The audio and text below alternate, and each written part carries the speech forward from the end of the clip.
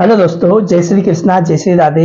मैं आपका हार्दिक अभिनंदन करता हूं मेरे YouTube channel Ashok Bajal the computer education hub. दोस्तों, हम ओल्ड क्वेश्चंस कंप्यूटर श्रृंखला लेके चल रहे हैं, उसमें आज भाग 3 देखने वाले हैं। तो आइए पहला क्वेश्चन देखते हैं। निम्नलिखित में से विश्व का पहला ग्राफिकल इंटरनेट ब्राउजर था। दोस्तों, एक क्वेश्चन पूछा गया है कि सबसे पहला ग्राफिकल इंटरनेट ब्राउजर क्या था। ग्राफिकल इंटरनेट ब्राउजर से मतलब है GUI आधारित, यानी ग्राफिकल यूजर इंटरफेस, जिसमें आइकन हो, मेन्यूज हो और विंडोज हो। तो दोस्तों, इसका आंसर आएगा एरविस। एरविस 1992 में डिजाइन किया गया था, और जो एरविस है इसका पूरा नाम था अदरवाइज, वहां से इसका नाम लिया गया है। दोस्तों, आइए देखते हैं कि कौन कौन से ब्राउजर जो मुख्य ब्राउजर है और वो कब बने थे। तो बात करते हैं सबसे पहले www की, वर्ल्ड वाइड वेब। 1990 में टिम बर्नर्स-ली ने बनाया था। उसके बाद में लिनक्स 1992 में, एयरवाइज 1992 में जो फर्स्ट GUI आधारित था। फिर मोजेक जो ब्राउजर था 1993 में बना था। नेटस्केप नेविगेटर 1994 में आया। होट जावा 1994 में आया। एक्सप्लोरर, इंटरनेट एक्सप्लोरर 1995 में आया। ओपेरा मिनी, ओपेरा जो था 1996 में आया था।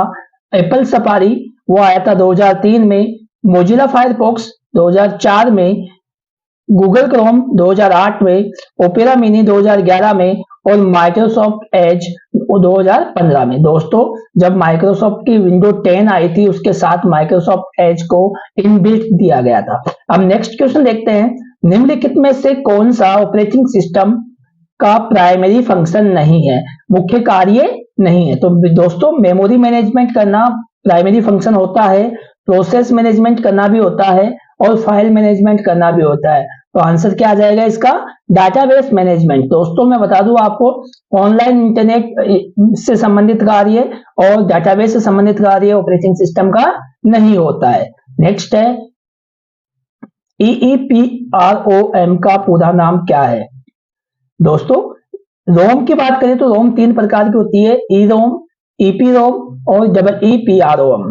दोस्तों, electrically erasable read only memory जो होता है वो किसका होता है? EEPROM का पूरा नाम होता है। तो electrically erasable programmable read only memory. तो इसका आंसर क्या आ जाएगा? बी जो है इसका आंसर आ जाएगा। नेक्स्ट क्वेश्चन देखते हैं। निम्नलिखित में से कौन सा एक कंप्यूटर ऑपरेटिंग सिस्टम नहीं है। दोस्तों, ऑपरेटिंग सिस्टम, मुख्य सिस्टम सॉफ्टवेयर की बात कर रहे हैं तो एंड्रॉइड एक ऑपरेटिंग सिस्टम होता है, सिम्बियन भी होता है और iOS भी होता है। तो आंसर जो आ जाएगा वो आएगा फायरफॉक्स, क्योंकि फायरफॉक्स क्या है? मोजिला फायरफॉक्स की बात करें 2004 में बना था, ये अपने पास एक वेब ब्राउजर है। नेक्स्ट क्वेश्चन है, बाइट्स में 2 GB केस मेमोरी निम्नलिखित में से किसके समतुल्य है। दोस्तों, इसको 2 GB को हमें बाइट्स में कन्वर्ट करना है। तो देखो, बाइट्स क्या होती है? 8 बिट के समूह को 1 बाइट कहते हैं, और 1024 बाइट के समूह को 1 किलोबाइट कहते हैं। अगर 1024 बाइट होगी तो 1 KB बनेगी, 1024 KB से 1 MB बनेगी, और 1024 MB से 1 GB बनेगी। तो हमारे पास GB तक आए हैं तो 3 बार मल्टीप्लाई होगा 1024 का, और 2 वैल्यू है तो यहाँ पे 2 मल्टीप्लाई 1024 इंटू 1024 इंटू 1024 बाइट्स हो जाएगा इसका आंसर। नेक्स्ट है, पाम OS किस प्रकार के कंप्यूटर सिस्टम का उदाहरण है। तो दोस्तों, पाम OS होता है एक ऐसा ऑपरेटिंग सिस्टम जो सिंगल टास्किंग हो, एक समय में एक ही कार्य कर सकता है, वो है पाम OS। नेक्स्ट है, MS वर्ड में न्यू ब्लैंक डॉक्यूमेंट्स खोलने के लिए किस कुंजी का प्रयोग करते हैं। दोस्तों, नया अगर डॉक्यूमेंट्स खोलना है बिल्कुल खाली तो वो Ctrl+N से होता है। Ctrl+B जो होता है हमारे पास बोल्ड करने के लिए होता है। नेक्स्ट क्वेश्चन है, निम्नलिखित में से कौन सी मेमोरी नहीं है। इनमें से मेमोरी की बात करें तो अरिथमेटिक एंड लॉजिकल यूनिट एक CPU का भाग होता है, मेमोरी नहीं होती है। दोस्तों, कैश मेमोरी होती है, रैम होती है, रोम होती है। हाँ, ALU में एक रजिस्टर मेमोरी होती है, लेकिन ALU खुद एक मेमोरी नहीं है।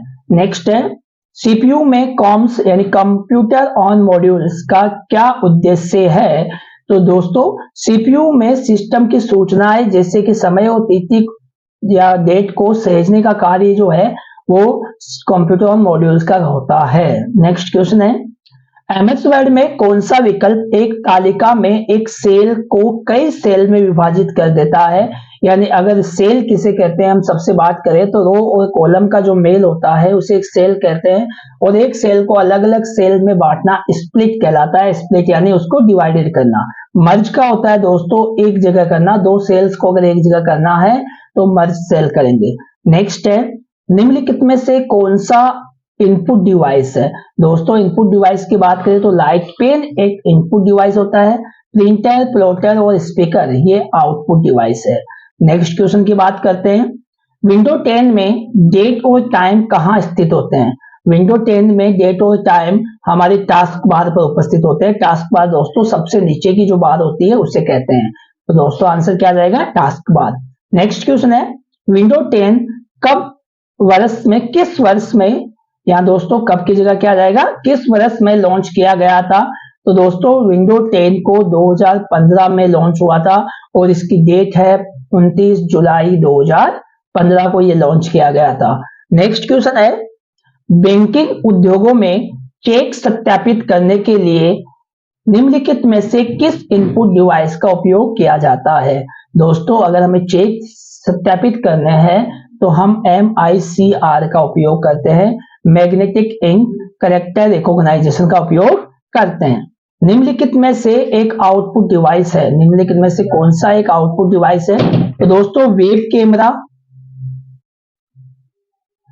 एक इनपुट डिवाइस होता है, लाइट पेन भी एक इनपुट डिवाइस है और ऑप्टिकल मार्क रिकॉग्नाइजेशन भी एक इनपुट डिवाइस है। तो आंसर क्या आ जाएगा दोस्तों? स्पीकर, क्योंकि स्पीकर क्या है? एक आउटपुट डिवाइस है।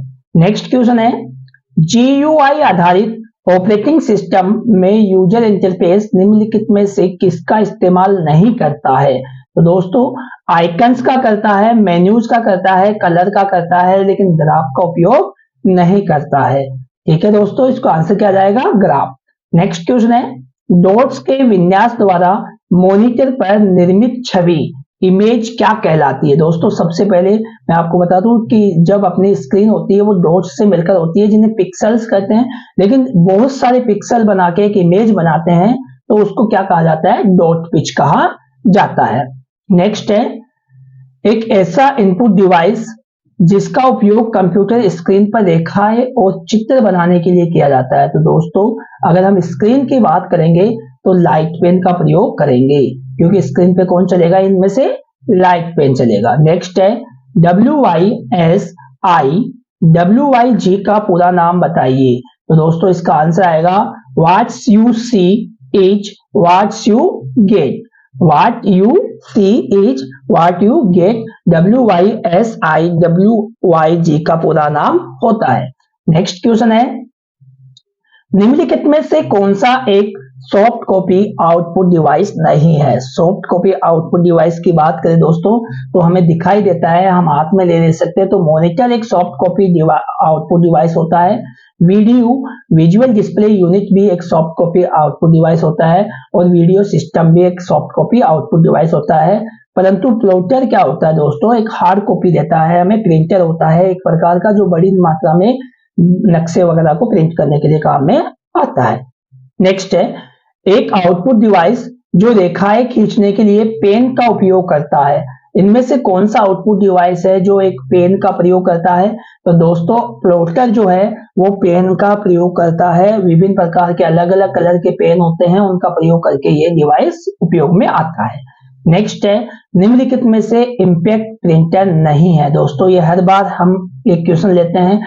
इंपैक्ट प्रिंटर क्या होता है? वो प्रिंटर जिसका प्रिंट हेड कागज से टच होता है उसे इंपैक्ट प्रिंटर कहते हैं, और जिसका प्रिंट हेड कागज से टच नहीं होता है उसे नॉन इंपैक्ट प्रिंटर कहते हैं। दोस्तों इंपैक्ट प्रिंटर के उदाहरण में हमारे पास drum printer, daisy wheel printer, dot matrix printer और चेन प्रिंटर आता है, जबकि ये जो लेजर प्रिंटर है वो नॉन इंपैक्ट प्रिंटर है। तो आंसर क्या आ जाएगा इसका? Laser printer. नेक्स्ट है, निम्नलिखित में से कौन सा एक सॉफ्ट कॉपी आउटपुट डिवाइस नहीं है? सॉफ्ट कॉपी आउटपुट डिवाइस अभी की बात करें तो इनमें से जो है मॉनिटर जो है वो सॉफ्ट कॉपी आउटपुट डिवाइस होता है, बाकी सब हार्ड कॉपी डिवाइस है। यहाँ क्वेश्चन आएगा नहीं की जगह क्या लिखा जाएगा? है।